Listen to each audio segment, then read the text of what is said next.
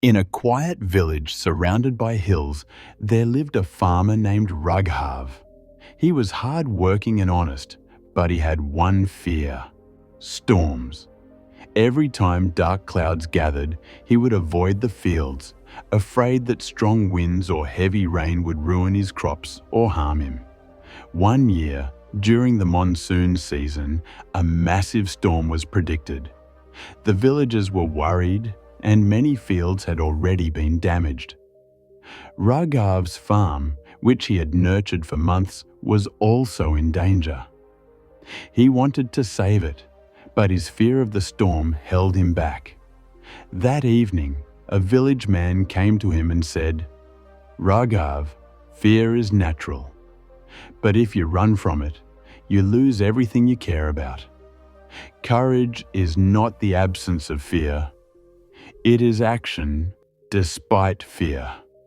The words stayed in Raghav's mind all night. Early the next morning, as the storm clouds gathered, he finally made a decision. He gathered his tools and ran toward the fields.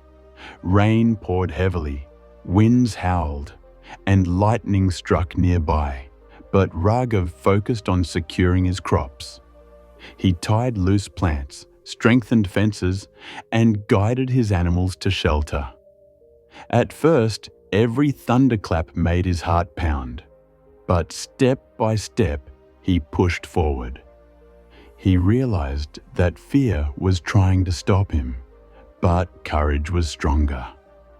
By the time the storm hit its peak, Raghav had done everything possible to protect his farm. When the storm passed, Raghav looked around. His farm had survived better than most of the other fields in the village. Villagers came to praise him and asked how he had managed it. Raghav smiled and said, "I was afraid, yes, but I chose to act despite my fear. That is the difference between losing and winning." From that day on, Raghav no longer let fear control him.